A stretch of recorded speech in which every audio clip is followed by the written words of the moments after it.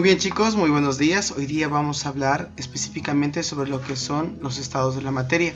Pero para ello debemos saber qué es la materia. La materia tiene dos propiedades fundamentales, que son la masa, que es la cantidad de materia que tiene un cuerpo, y el volumen, que es el espacio que ocupa un cuerpo. Si bien vamos a ver, a conocer ambos de estos, ¿no?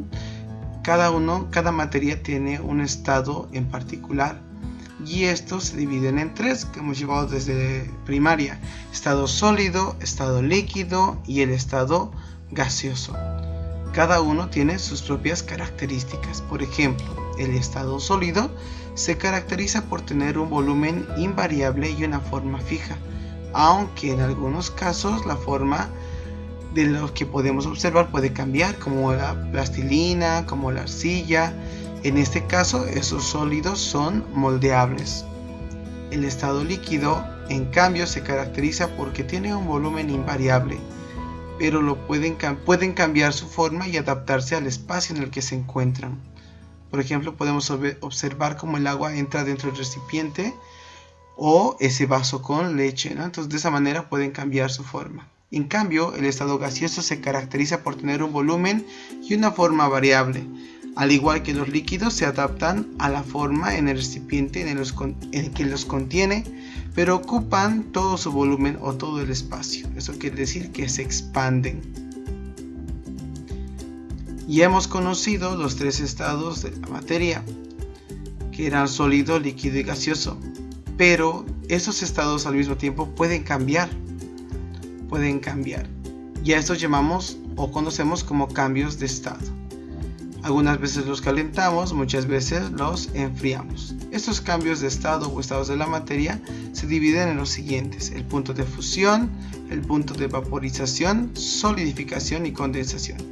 El punto de fusión es cuando la materia pasa de estado sólido a estado líquido. Eso quiere decir que cuando la temperatura se eleva, el hielo se derrite y se puede transformar en líquido. Entonces pasa de un estado sólido a un estado líquido.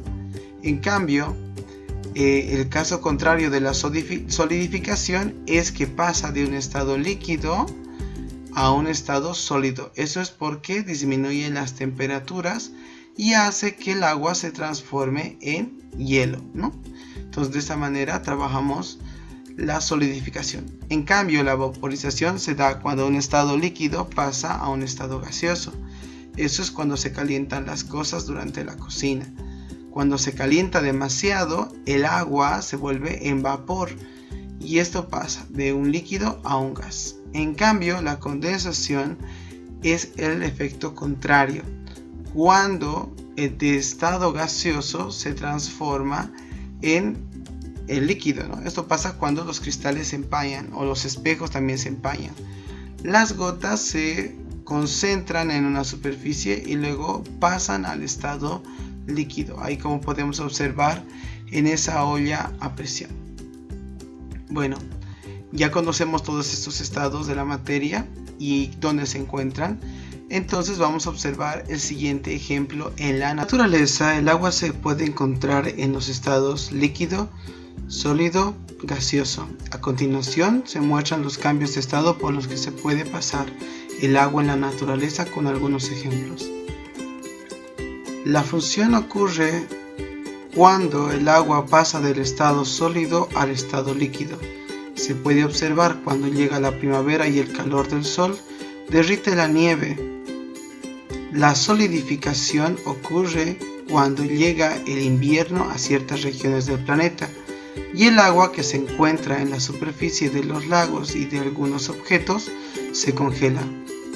La evaporación del agua que se encuentra en la superficie de los ríos, mares, lagos se evapora gracias al calor del sol, pasando del estado líquido al estado gaseoso.